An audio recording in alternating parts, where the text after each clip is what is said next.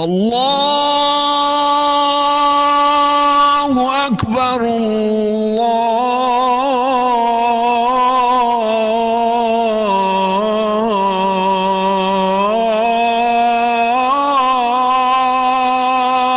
اکبر۔ اے ایمان والو، جب جمعے کے دن نماز کے لیے پکارا جائے تو اللہ کے ذکر کی طرف لپکو اور خرید و فروخت چھوڑ دو، یہ تمہارے لیے بہتر ہے اگر تم سمجھو۔ آج کا خطبہ عنوان: تبلیغ کے اصول اور مبلغ کے اوصاف۔ تحریر فضیلت الشیخ حضرت مولانا پروفیسر محمد یوسف خان صاحب حفظہ اللہ تعالی، شیخ الحدیث و ناظم تعلیمات جامعہ اشرفیہ لاہور پاکستان۔ الحمدللہ، ہر طرح کی تعریف اللہ کے لیے ہے جو تمام جہانوں کا پروردگار ہے۔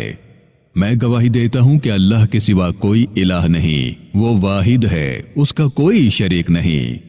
میں یہ بھی گواہی دیتا ہوں کہ حضرت محمد مصطفیٰ صلی اللہ علیہ وسلم اللہ کے بندے اور اس کے رسول ہیں۔ بعد ازاں تبلیغ کے اصول یعنی طریقہ کار۔ تبلیغ کی فرضیت اور اہمیت کو سمجھ لینے کے بعد ان کے اصولوں کو سمجھنا بھی لازمی ہے۔ اہم اصول کچھ یوں ہیں۔ ارشاد باری تعالی ہے: ادعو الی سبیل ربک بالحکمۃ والموعظۃ الحسنہ وجادلہم باللتی ہی احسن، یعنی اپنے پروردگار کی راہ کی طرف لوگوں کو حکمت اور عمدہ نصیحت سے بلائیں اور ان سے بحث یعنی مناظرہ کیجیے عمدہ طریقے سے۔ نمبر 1، حکمت و تدبر۔ اس آیت مبارکہ میں تبلیغ کے 3 اصول بیان کیے گئے ہیں۔ نمبر 1، حکمت و تدبر۔ نمبر 2، موعظۃ الحسنہ۔ اور نمبر 3، مناظرہ بطریق احسن۔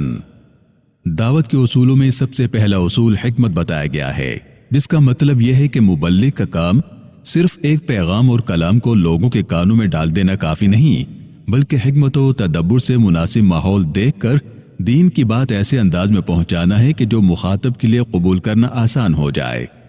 مطلب یہ ہوا کہ وہ ہدایت کا پیغام دلائل و براہین کی روشنی میں حکیمانہ انداز سے پیش کرے کہ سننے والا گردن جھکا دے۔ نمبر 2، عمدہ نصیحت۔ موعظت کے معنی نصیحت کے ہوتے ہیں۔ اصطلاح میں ہمدردی اور خیرخواہی کے ساتھ کسی کو نیک کام کی طرف بلانے کو موعظت کہا جاتا ہے۔ موعظت کے ساتھ حسنہ کی بھی قید لگا دی گئی ہے۔ اس میں اشارہ اس بات کی طرف ہے کہ یہ نصیحت نرم اور دل نشیں انداز میں ہو۔ بعض اوقات خالص ہمدردی اور خیرخواہی سے کسی کو بھلائی کی طرف بلایا جاتا ہے، مگر لب و لہجہ سخت، دوسرے کی ڈانٹ ڈپٹ، اس کی تضحیک والا ہوتا ہے تو دعوت مؤثر نہیں ہوتی۔ اس لیے موعظت کے ساتھ حسنہ کی قید لگا دی گئی۔ یہ تبلیغ کا دوسرا اہم اصول ہے۔ عمدہ نصیحت میں یہ بات بھی شامل ہے کہ اسے محسوس نہ کروایا جائے کہ بتانے والا بڑا ماہر اور عالم ہے اور دوسرا شخص جاہل ہے۔ نمبر 3، مناظرہ بطریق احسن۔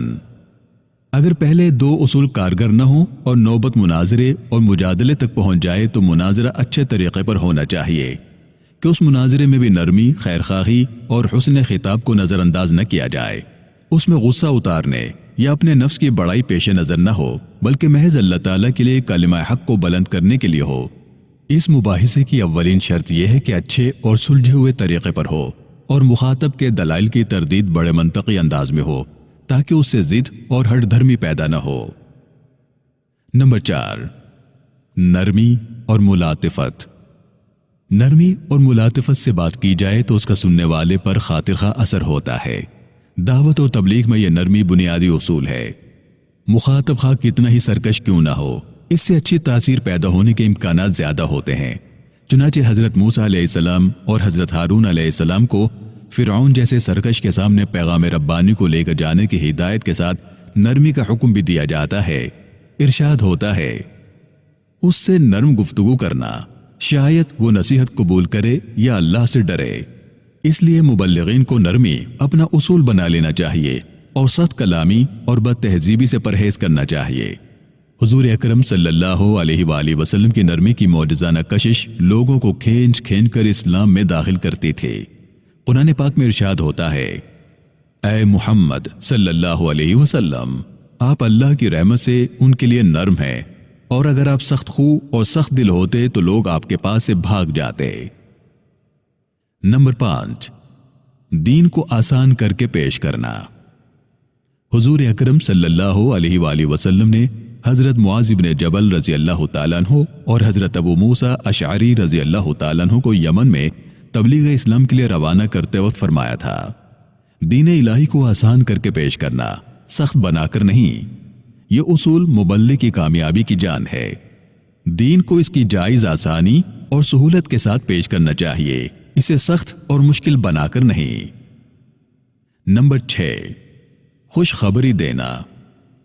حضور اکرم صلی اللہ علیہ وآلہ وسلم نے حضرت معاذ بن جبل رضی اللہ تعالیٰ عنہ اور حضرت ابو موسیٰ اشعری رضی اللہ تعالیٰ عنہ کو یہ بھی فرمایا، لوگوں کو خوشخبری سنانا اور نفرت نہ دلانا۔ اللہ تعالیٰ کے رحم و کرم اور اس کی شفقت و محبت کے بیان سے لوگوں کے دلوں کو پر امید اور مسرور بنانا چاہیے، اسے تبشیر یعنی خوشخبری دینا کہا جاتا ہے۔ یہ پیغمبرانہ دعوت کا بنیادی اصول ہے جو ہر مبلغ کو اپنانا چاہیے۔ بات بات پر اللہ کے قہاری اور جباری کا ذکر کر کے دلوں کو مایوس اور خوف زدہ نہیں کرنا چاہیے۔ نمبر 7، تالیف قلوب۔ تالیف کے لغوی معنی ہیں دلوں کو ملانا۔ اس سے مراد یہ ہے کہ جس شخص کو اسلام کی طرف مائل کرنا ہو اس کے ساتھ محبت و شفقت، امداد و اعانت اور غم خواری و ہمدردی کا سلوک کیا جائے، تاکہ وہ ان شریفانہ جذبات سے ممنون ہو کر ضد اور ہر دھرمی کو چھوڑ دے اور اس کی دعوت کو قبول کرنے کے لیے آمادہ ہو جائے۔ ایک مرتبہ ایک بدو نے آ کر حضور صلی اللہ علیہ وسلم سے کہا کہ مجھے اپنی بکریوں کے ریوڑ عنایت کیجیے۔ آپ صلی اللہ علیہ وسلم نے اس کو پورا ریوڑ عنایت فرما دیا۔ یہ فیاضی دیکھ کر اس نے اپنے قبیلے سے کہا، بھائیو اسلام قبول کر لو، محمد صلی اللہ علیہ وسلم اتنا دیتے ہیں کہ فقر و افلاس کا ڈر نہیں رہتا۔ اسی وجہ سے نو مسلموں کی دل جمعی اور غیر مسلموں کو اسلام کی طرف مائل کرنے کے لیے زکوٰۃ میں سے کچھ مال انہیں دینے کی اجازت دی ہے، جسے مؤلفۃ القلوب کہا جاتا ہے۔ نمبر 8، مذمتی انداز نہ ہو۔ قرآن کریم میں ارشاد ہوتا ہے، جنہیں یہ کافر اللہ کے علاوہ پکارتے ہیں تم انہیں برا مت کہو، یعنی گالی نہ دو۔ تم ان کے جھوٹے معبودوں کو گالی دو گے تو وہ ازرہ جہالت تمہارے حقیقی معبود کو گالی دیں گے۔ اس سے ظاہر ہوتا ہے کہ ایک مبلغ کے لیے روا نہیں کہ دوسروں کے جھوٹے معبودوں اور پیشواؤں کو برا بھلا کہے۔ اس سے آپس میں رنجش پیدا ہوتی ہے جو تبلیغ کے راستے میں ایک بہت بڑی رکاوٹ ہے۔ نمبر 9، عملی نمونہ۔ مبلغ کے لیے سب سے مقدم بات یہ ہے کہ جس چیز کی وہ دوسروں کو دعوت دے رہا ہے اس پر خود بھی عمل پیرا ہو، وگرنہ اس کی دعوت بے اثر ہو کر رہ جائے گی۔ داعی کو نرا گفتار کا غازی نہیں ہونا چاہیے، بلکہ اسے عملی نمونہ پیش کرنا چاہیے۔ اس کے بغیر اس کی دعوت بالکل بے اثر رہے گی۔ نمبر 10، اکرام مسلم۔ جب مسلمانوں کو نیکی کی تلقین کی جائے تو ان کا اکرام کرنا چاہیے، انہیں ان کی کسی غلطی کی وجہ سے حقیر اور ذلیل نہیں سمجھنا چاہیے۔ نفرت اس کی برائی سے تو ہو مگر اس کی ذات ہماری نگاہوں میں محترم و مکرم ہو۔ اس صورت میں دعوت اپنا پورا اثر دکھائے گی۔ نمبر 11، دین میں کوئی جبر نہیں۔ کسی سے بات قبول کرانے کے لیے سختی اور جبر کا استعمال اسلام میں جائز نہیں۔ جبر سے تو نفاق پیدا ہوتا ہے نہ کہ اسلام۔ اسی وجہ سے قرآن کریم نے اعلان فرمایا، دین میں کوئی جبر نہیں۔ مبلغین کو چاہیے کہ وہ بھی اس اصول کو اختیار کریں اور کسی پر کوئی جبر نہ کریں، اس کا کچھ فائدہ نہیں۔ مبلغ کے اوصاف یعنی شرائط تبلیغ۔ نمبر 1، عملی نمونہ۔ مبلغ کے لیے سب سے مقدم بات یہ ہے کہ وہ جس بات کی دعوت دیتا ہے اس پر خود بھی عمل کرتا ہو اور تبلیغ کے مذکورہ 13 اصولوں پر کاربند ہو، وگرنہ اس کی دعوت مؤثر نہیں ہوگی۔ نمبر 2، خوش خلقی۔ داعی کے لیے یہ بات ضروری ہے کہ وہ با اخلاق ہو، خندہ پیشانی سے پیش آئے تاکہ لوگ اس کی طرف مائل ہوں اور حق بات سنیں۔ نمبر 3، اخلاص۔ مبلغ کے دل میں اخلاص ہونا چاہیے، کوئی دنیاوی غرض اس کے پیش نظر نہیں ہونی چاہیے۔ اس کے بغیر اس کام سے نہ محبت ہوگی نہ انہماک۔ اس کی ماہویت کے بغیر مشن میں کامیابی بہت مشکل سے نصیب ہوتی ہے۔ نمبر 4، علم دین۔ دائی کے لیے لازمی ہے کہ وہ تعلیمات اسلام سے خوب واقف ہو۔ اس فریضے سے عہدہ برا ہونے کے لیے علم ایک بنیادی شرط ہے۔ اگر علم نہ ہو تو اس فریضے کو کما حقہ سر انجام نہیں دے سکتا۔ نمبر 5، نفسیات سے واقفیت۔ دین کی تبلیغ کرنے والے میں ایک صفت یہ بھی ہونی چاہیے کہ لوگوں کی نفسیات کو جانتا ہو تاکہ اس کا طریقہ تبلیغ مؤثر ہو سکے۔ نمبر 6، دوسرے مذاہب کی بنیادی تعلیمات سے واقفیت۔ مبلغ کے لیے ضروری ہے کہ اسلام اور دنیا کے بڑے بڑے مذاہب میں جو باتیں مشترک ہیں وہ ان کی نشاندہی کر سکتا ہو، نیز ان تعلیمات میں اسلام کی فضیلت کے دلائل اسے معلوم ہو تاکہ وہ غیر مسلموں کو دعوت دیتے وقت اسلام کی فضیلت ثابت کر سکے۔ نمبر 7، معاشرتی حالات سے واقفیت۔ جس قوم میں پہلے تبلیغ کرنا چاہتا ہے اس کے معاشرتی حالات سے خوب واقف ہونا چاہیے تاکہ وہ اس ماحول سے مثالیں پیش کر سکے اور اس معاشرے کے طور طریقے اور آداب کو دعوت کے وقت ملحوظ رکھ سکے۔ اگر اسے ان تمام باتوں کا علم نہیں ہوگا تو اجنبی معلوم ہوگا۔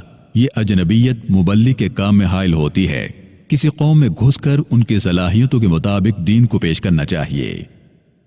نمبر 8، زبان پر عبور۔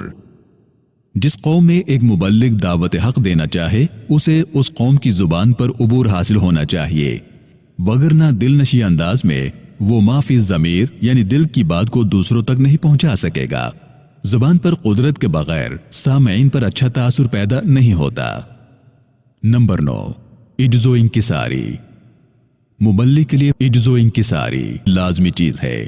اگر اس کے دل میں تکبر پیدا ہو جائے اور دوسروں کے لیے حقارت کے جذبات اس کے دل میں پیدا ہو جائیں تو یہ بات اس کے لیے تباہ کن ہوتی ہے۔ نمبر 10، بیان کی صلاحیت۔ اگر مبلغ اپنی بات بہتر انداز سے بیان کرنے کی صلاحیت رکھتا ہو تو یہ تبلیغ کے لیے بڑی مددگار بات ہوگی، خصوصاً آج کے دور میں بات دلیل کے ساتھ مناسب انداز سے کی جائے تو دوسرا شخص بات توجہ سے سنتا ہے۔ اور نمبر 11، عصر حاضر کے رجحانات سے آگاہی۔ آج کے دور میں لوگوں کے سوچنے کے انداز میں بہت تبدیلی آ چکی ہے۔ سائنسی ترقی، مغرب کے اعتراضات وغیرہ کی وجہ سے جو ذہنی تبدیلی آئی ہے، مبلغ کو چاہیے کہ وہ انہیں پیش نظر رکھ کر دعوت دے۔ اللہ رب العالمین سے دعا ہے کہ اللہ تعالی ہم سب کو ایک اچھا دائی بننے کی اور اچھا مبلغ بننے کی توفیق عطا فرمائے، آمین۔ وآخر دعوانا ان الحمد للہ رب العالمین۔